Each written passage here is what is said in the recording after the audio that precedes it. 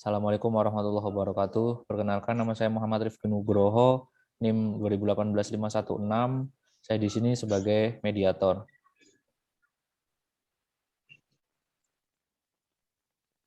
Saya Adrian Wahyu Wijayanto, NIM 2018-480 sebagai Pak Hasan. Saya Rati Intan Proboningrum, NIM 2018-017 sebagai Puja.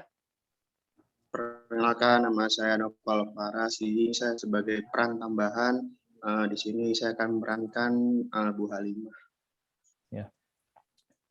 Langsung saja ya. Selamat siang Bapak dan Ibu yang saya hormati. Sebelum kita melakukan mediasi, izinkan saya memperkenalkan diri terlebih dahulu.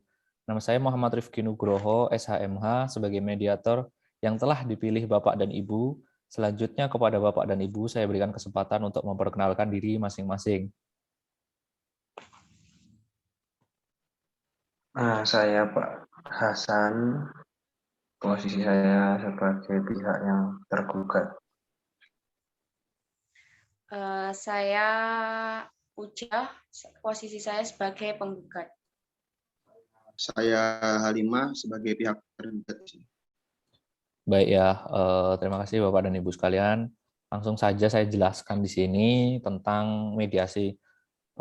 Berdasarkan peraturan Mahkamah Agung nomor 1 tahun 2008 tentang prosedur mediasi di pengadilan, dalam pasal 4 disebutkan bahwa semua sengketa perdata diajukan tingkat pertama wajib lebih dahulu diupayakan penyelesaian melalui perdamaian dengan bantuan seorang mediator. Dan pada sidang Bapak dan Ibu kali ini telah sepakat untuk menunjuk saya sebagai mediator dalam kasus ini. Selanjutnya, saya menerangkan tentang mediasi. Mediasi itu adalah suatu alternatif penyelesaian sengketa di mana kedua belah pihak saling berdialog, berunding untuk menentukan titik temu. Saya selaku mediator akan memfasilitasi negosiasi ini. Namun sebelum saya memulai mediasi, saya akan menjelaskan tahapan-tahapan mediasi. Di antaranya, satu, saya akan memberikan penyelesaian kepada para pihak untuk bergantian. Dua, saya akan mencari kesepahaman awal dari kedua belah pihak. Tiga, saya akan mendefinisikan, menentukan agenda pembicaraan. Keempat, masuk ke dalam tahap negosiasi. Dan yang terakhir, apabila negosiasi telah mencapai kesepakatan, maka kita akan menyusun kesepakatan di akhir. Apakah Bapak dan Ibu setuju dengan kesepakatan tersebut? Saya setuju, Pak. Saya setuju, Pak. Oke, terima kasih. Untuk yang pertama, kita bisa mendengarkan pendapatnya dari Bu Puja dulu. Silakan Bu Puja. Baik, Pak. Terima kasih atas kesempatannya sebelumnya. Jadi begini, Pak. Saya itu merupakan anak kandung dari almarhum Bapak Bejo, dan beliau itu memiliki hutang kepada saya, yakni pembayaran perkuliahan saya selama S1 yang tidak pernah diberikan oleh bapak saya kepada saya. Dan yang notabene saya itu sebagai anak kandungnya Pak Bejo. Dan di sisi lain, saya rasa itu bapak saya masih memiliki harta yang kemungkinan disembunyikan oleh pihak Pak Hasan dan Ibu Halimah yang merupakan kakek nenek saya. Terima kasih, Pak. Jadi di sini Ibu Puja mengatakan bahwa Pak Bejo ini masih memiliki hutang pembayaran kuliah selama Bu Puja kuliah S1. Betul begitu ya Bu Puja? Iya, betul, Pak. Oke, kalau begitu kita lanjut. Menurut pendapatnya Pak Hasan, bagaimana Pak Hasan? Iya, ini kan masalahnya pembayaran kuliah gitu ya. Karena Bejo almarhum itu anak saya dan si Puja ini kan cucu saya. Masalah utang sama bapaknya bapaknya punya utang ke Puja itu adalah sebetulnya kan kewajiban nih seorang bapak membiayai kuliahnya anak-anaknya. Nah kalau misalkan itu sampai ya bisa mungkin dapatkan ini juga almarhum itu menitipkan warisan dan nantinya juga akan dibagi, Pak. Begitu kalau saya. Maksudnya juga, maksud saya di sini itu ya Mbok ya gitu ya. Nah, Bu Jai nggak usah menggugat kami sebagai pihak yang bersalah karena saya juga posisinya adalah kakeknya Puja, nantinya juga akan dapat bagian untuk membayar kuliahnya gitu Pak. Oh iya ya. Eh, jadi saya perjelas ya di sini kepada Pak Hasan dan Bu Halimah. Yang Bu Puja maksud itu adalah Bu Puja ingin hutang dari almarhum Bapak Bejo itu dilunasi oleh Pak Hasan dan Bu Halimah, dan juga Bu Puja ini ingin mengetahui harta benda milik Pak Bejo itu ada apa saja. Maksudnya Pak Hasan dan Bu Halimah ini jangan menutup-nutupi itu.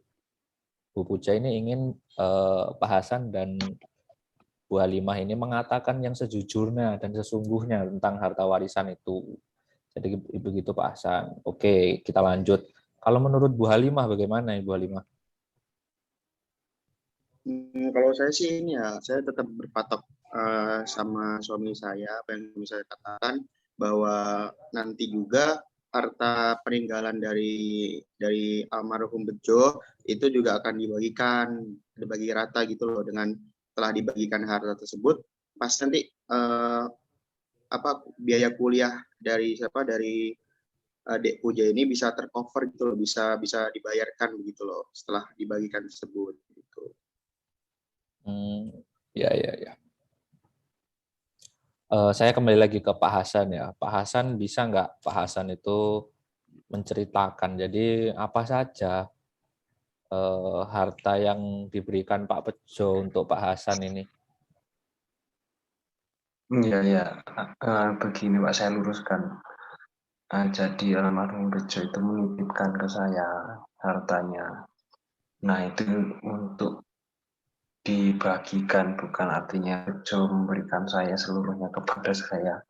Juga tidak Pak. Jadi almarhum itu menitipkan satu rumah. Jadi saya dikasihkan kunci sama 2 mobil. Kalau nggak salah itu Innova terus sama jenis pickup gitu Pak. Sama 2 tabungan sama satu deposit box atau apa itu.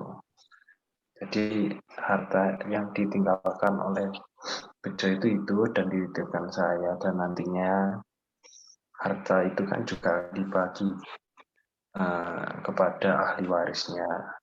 Nah, kalau sesuai ajaran Islam kan yang dapat ya Puja, saya sama istri.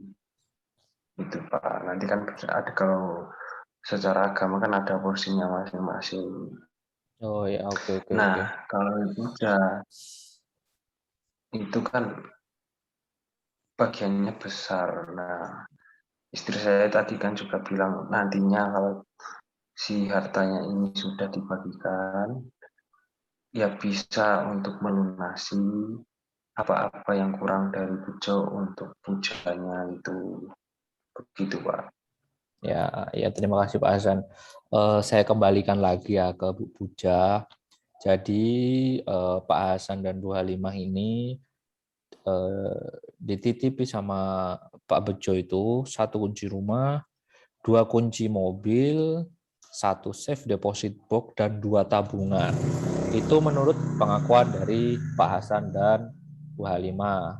Kalau menurut Bu Puja sendiri gimana ini Bu Puja? Jadi gini Pak, kenapa sih kalau kok saya itu mempunyai pikiran bahwa pihaknya dari Pak Hasan dan Bu Halimah itu menyembunyikan hartanya bapak saya? Itu karena gini, setiap kali saya tanya, apa sih yang ditinggalin bapak itu selalu beliau-beliau itu tidak mau transparan kepada saya, gitu Pak. Jadi kesannya itu beliau itu menyembunyikan harta benda bapak saya gitu. Ya, ya, ya, ya. Jadi tadi juga udah disampaikan sama Pak Hasan untuk penetapan di pengadilan itu sudah ada siapa saja yang menjadi ahli waris, dan Bu Puja itu sebagai anak dari pewarisnya mendapatkan setengah, sedangkan Pak Hasan dan Bu Halimah mendapatkan 1/6. Seperti itu Bu Puja. Gimana menurut Bu Puja tentang pembagian ini tadi? Kalau masalah pembagian sih saya itu tidak ada masalah, Pak. Cuma gini, yang menurut pembagian kan saya dapat setengah, lalu pihak dari Pak Hasan sama Bu Halimah kan 1/6. Kalau seumpama gini, kalau pihaknya Pak Hasan dengan Bu Halimah itu menyembunyikan hartanya bapak saya, otomatis kan yang didapat mereka itu lebih dari 1/6. Ya, terus? Nah, yang saya ributkan di sini tuh eh, kenapa sih Pak Hasan sama Bu Halimah itu harus menyembunyikan sebagian harta dari ayah saya gitu kan? Kan wajibnya itu saya sebagai anak kandungnya itu tahu gitu loh berapa berapanya harta orang tua saya. Ya, ya, ya. Ini Bu Puja ya, saya terangkan lagi. Menurut Pak Hasan tadi, Pak Hasan hanya diberi 1 rumah, 2 kunci mobil, 1 safe deposit box, dan 2 tabungan. Mungkin Ibu Halimah bisa menambahkan tentang pendapatnya dari Pak Hasan atau gimana? Oke, jadi di sini saya telah mendengarkan pernyataan dari Dek Puja juga terkait dengan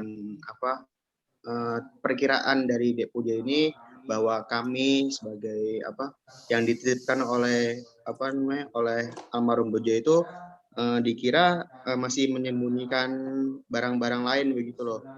Tapi sebenarnya itu ya pada saat itu almarhum Bejo itu menitipkan barang-barangnya itu di depan mata saya dan juga di depan mata suami saya sendiri begitu loh. Ya itu yang tadi telah barang-barangnya itu yang telah disebutkan oleh suami saya tadi. Jadi di sini saya jelas bahwa tidak ada sedikit pun atau barang lain pun yang kami sembunyikan begitu loh dari Dek Puja begitu. Ya, terima kasih Bu Halimah. Jadi seperti itu Bu Puja. Bu Halimah pun mengakui kalau memang harta yang saya sebutkan tadi hanya itu yang diberikan kepada Pak Hasan dan Bu Halimah. Bu Puja itu mohon maaf sekali ya, mohon bersabar, jangan emosi dulu, ditahan emosinya. Mau bagaimanapun masalah ini, gugatan ibu itu, Pak Hasan dan Bu Halimah ini masih keluarga Bu Puja juga. Pastinya Pak Hasan dan Bu Halimah ini adalah kakek dan nenek Bu Puja. Mohon dipikirkan lagi untuk penyelesaiannya ini Bu Puja ya.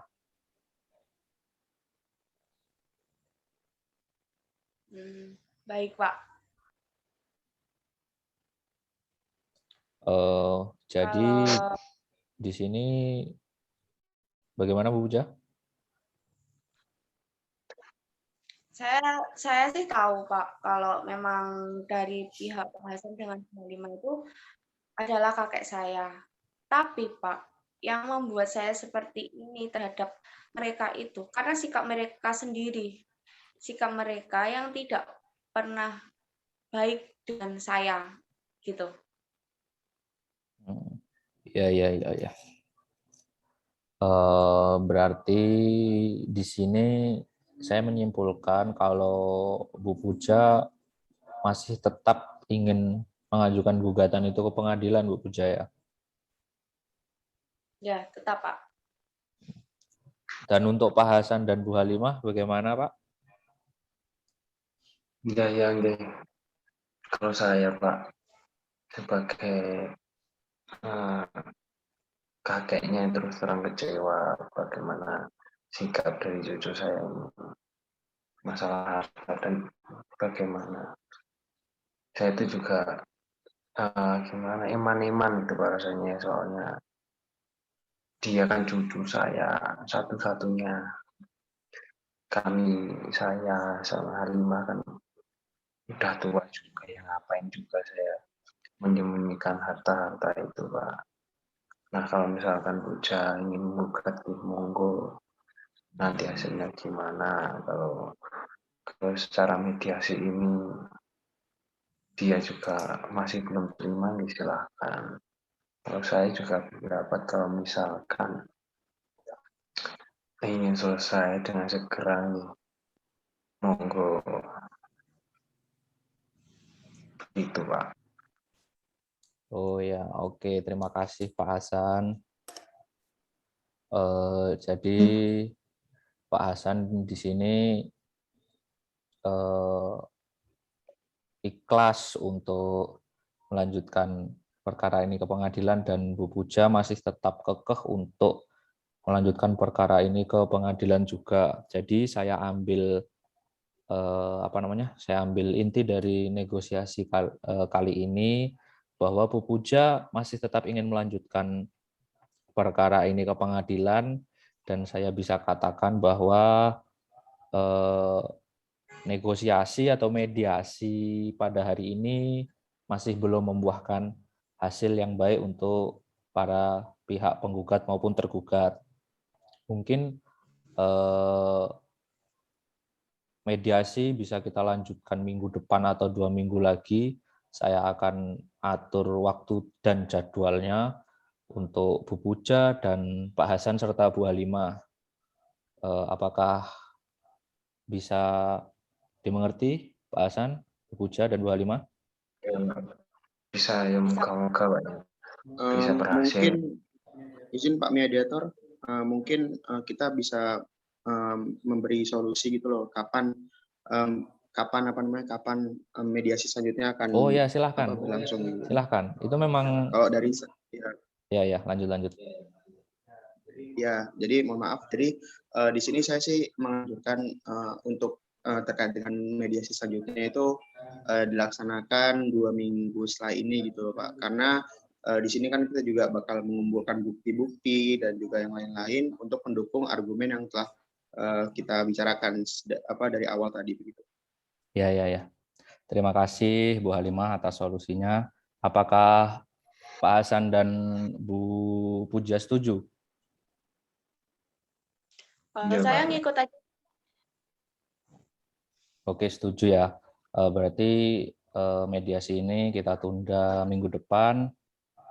Saya mohon maaf atas semua perkataan dan kekhilafan saya. Mungkin ada yang tidak berkenan di hati saudara-saudara ini. Akhir kata, wallahul muwaffiq ila aqwamit thoriq. Wassalamualaikum warahmatullahi wabarakatuh. Waalaikumsalam warahmatullahi wabarakatuh.